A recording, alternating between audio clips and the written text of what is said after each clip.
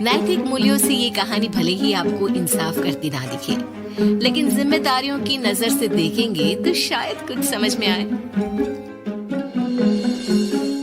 ये क्या है बहू, सुबह से घर का काम करती रहती है, फिर ऑफिस जाती है और बच्चों में लगी रहती है।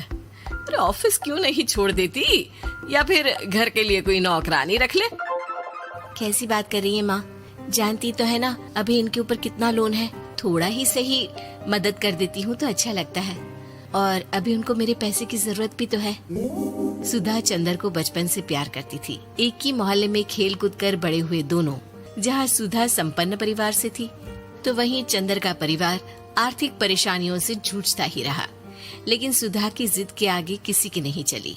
सुधा, कल ऑफिस जल्दी जाना है और 2 दिन के लिए गुजरात ऑफिस के काम से भी जाना होगा।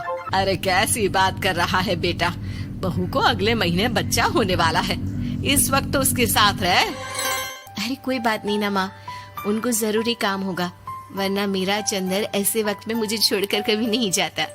चंदर सुबह घर से निकलता तो आधी रात को घर में घुसता, वो भी शराब के नशे में। चंदर की माँ उसे खूब समझाती। अरे माँ, देख रही हो ना कितना कर्जा है सर पर, काम करना पड़ता है, दिन रात काम नहीं करूँगा तो घर कैसे चलेगा। अरे लेकिन बहू को भी तो देख लिया कर, इस हालत में भी घर का बाहर का सारा काम करती है। चंदर तो जैसे माँ की बात सुनकर भी अनसुना कर देता है। ऑफिस के बाद चंदर का फोन माँ के पास आता है। माँ, वो ऑफिस के काम से आज रात के लिए पास के शहर के ऑफिस जाना पड़ रहा है, कल सुबह आ जाऊंगा। सुधा रात को कमरे में सो रही होती है कि उसके पेट में दर्द होता है। सुधा चंदर को वीडियो कॉल करती है। इनको फोन कर लो, शायद कुछ आराम मिले। लेकिन 10 बार फोन करने पर भी वो सुधा का फोन नहीं उठाता। ऑफिस के काम से गए हैं, हो सकता है बिजी हो। कितनी मेहनत कर रहे हैं हम लोगों के लिए। सुधा सो तो जाती है, लेकिन अकेले उसे कमरे में डर लगता है। अगले रोज चंदर घर आता है, जहाँ सुधा ऑफिस जाने के लिए तैयार हो रही थी। तुम आज भी ऑफिस जाओगे?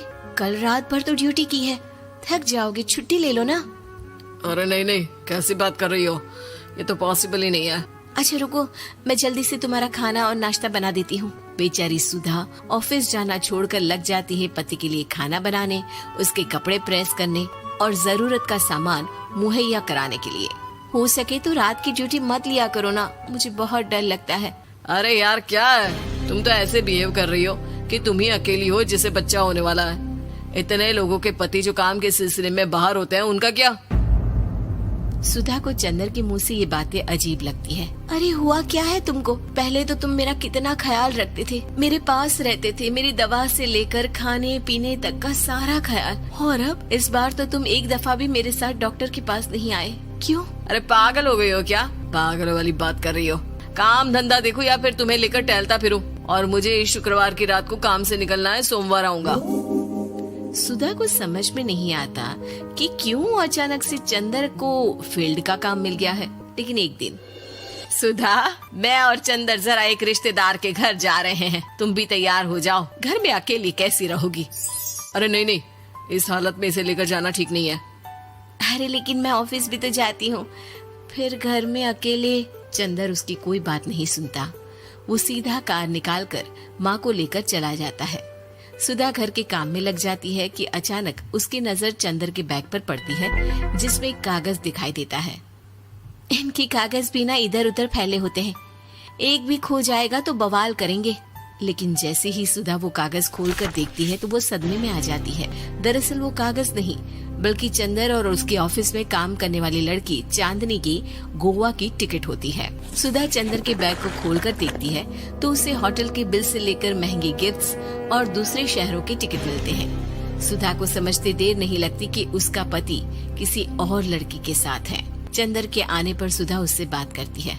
अरे नहीं नहीं, ऐसा कुछ नहीं है, तुमको गलत फहमी हो गई है। लेकिन जब सुधा के सवाल तीखे हो जाते हैं तो चंदर को अपनी गलती माननी पड़ती है और वो सुधा से माफी मांग लेता है। सुधा फैसला कर लेती है कि वो चंदर को छोड़ देगी। बच्चे और सामान को लेकर वो घर से निकल ही रही होती है कि सास उसे रोकती है। कहाँ जाएगी बेटा, रुक जा। चंदर को सुधा का जाना खल नहीं रहा था। वो झूठे मुंह भी उसे रोकने की कोशिश ही नहीं कर रहा था। सुधा चंदर को देखती है और मायके चली जाती है। मायके में माँ कहती है, अरे आज से कैसे घर छोड़कर आ गई? कौन सा चंदर तुझे छोड़ रहा था? माफी तो मांग ली थी ना। देखो बेटा, बेटी डोली में जाती है और अर्थी में ही निकलती है। पर पापा, मेरा आत्मसम्मान, उसका क्या? आपने मुझे पढ़ाया लिखाया है, इस लायक बनाया कि मैं खुद का खर्चा उठा सकूं, बेटी को पढ़ा सकूं, एक अच्छा जीवन पाऊं। अरे लेकिन पति की जरूरत तो होती है ना सुधा दीदी, और अगर आपको नहीं है तो इस बच्ची का सोचो जो अपने पिता से इस कदर जुड़ी है। आने वाले बच्चे की सोचो जिसके आने से पहले ही आपने पिता का प्यार से दूर करने की सोच ली। सुधा फोन देखती है लेकिन चंदर का कोई कॉल नहीं होता। वो समझ नहीं पाती कि अपने आत्म सम्मान के बारे में सोचे या बच्चों के बारे में। मम्मी, हम नाना नानी के घर से दादी और पापा के पास कब जाएंगे? नहीं जाएंगे बेटा, अब यहीं रहेंगे। नहीं मम्मी, मैं पापा के पास जाऊंगी, मुझे दादी के साथ रहना है। और मेरे साथ? हाँ, आपके साथ भी तो, सबके साथ माँ। देखो सुधा दीदी, आपके सर पर पिता का साया होना जरूरी होता है। अपने घमंड के लिए पिता और बेटी को अलग मत करो। सुधा अब सामान उठाकर अपने ससुराल जाने लगती है, लेकिन मन में सवाल रह जाता है कि जिसे दुनिया घमंड समझ रही है वो उसका आत्मसम्मान था।